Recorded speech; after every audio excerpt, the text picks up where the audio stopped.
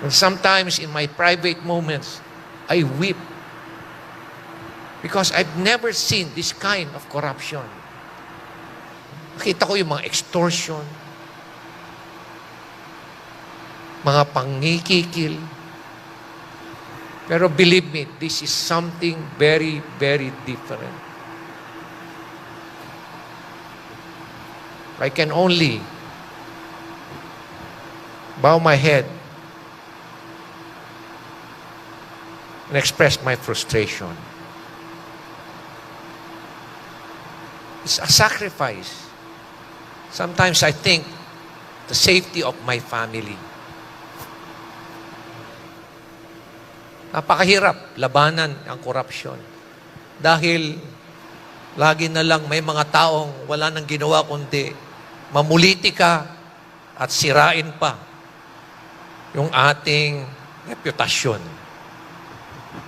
Ganyan na, kagago ang sistema natin dito.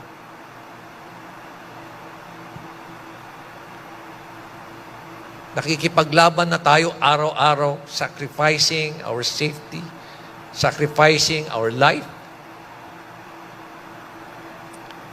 Pero may mga tao pa dyan na walang konsensya, na walang ginawa kundi puro na lang politiko ang pag-iisip. We're gathered here today not only to recognize our achievements, but to celebrate your sacrifices and unwavering commitment to serve. The Breeze Awards is about honoring personnel who consistently go beyond what is expected.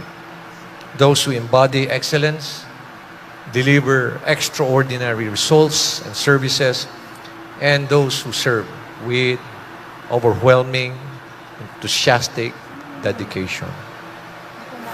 This event is an important occasion because we pay tribute to the pillars of our workforce.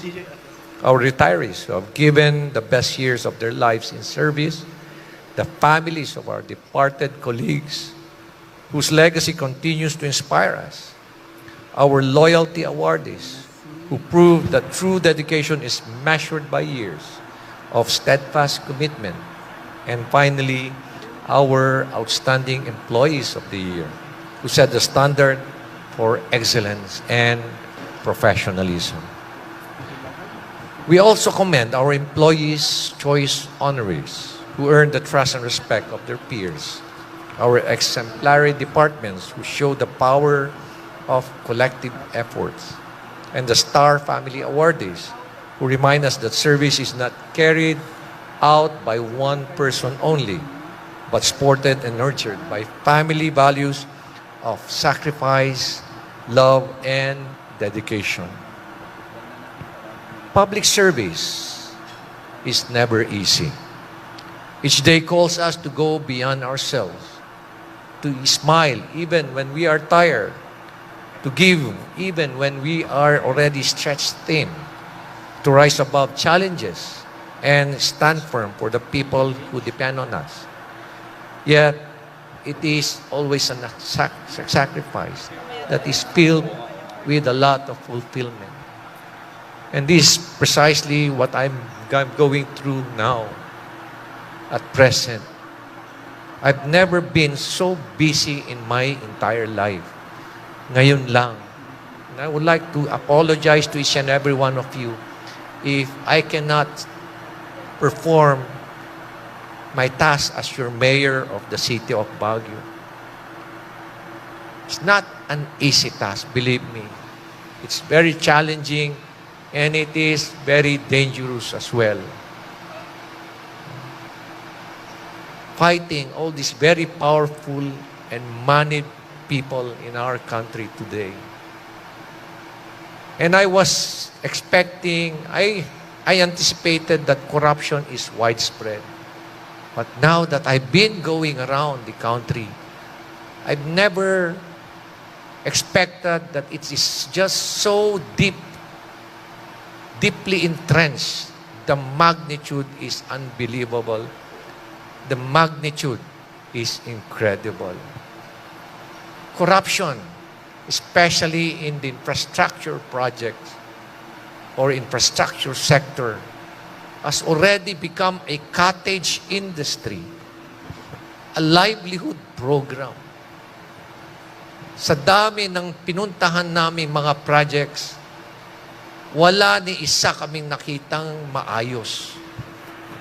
And these are in hundreds of millions of pesos. Ibig sabihin yan, it has become so systemic, highly organized, highly syndicated. Nakakalungkot isipin na itong mga taong ito,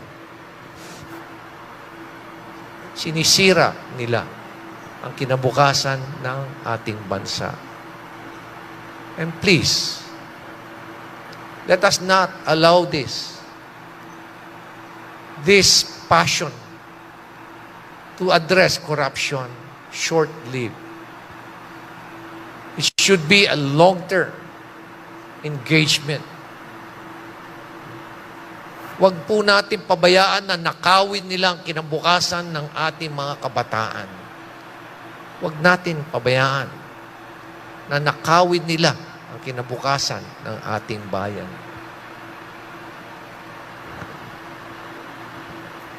And sometimes in my private moments, I weep because I've never seen this kind of corruption. Nakita ko yung mga extortion, mga pangikikil. Pero believe me, this is something very, very different. I can only bow my head and express my frustration. It's a sacrifice. Sometimes I think the safety of my family. Napakahirap labanan ang korupsyon. Dahil lagi na lang may mga taong wala nang ginawa kundi mamulitika at sirain pa yung ating reputasyon. Ganyan na, kagago ang sistema natin dito.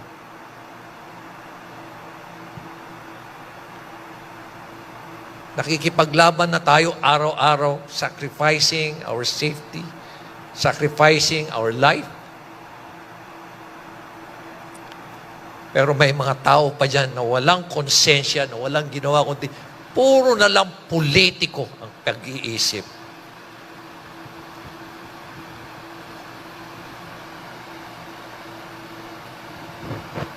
Kasing dumi ng kanilang mga konsensya.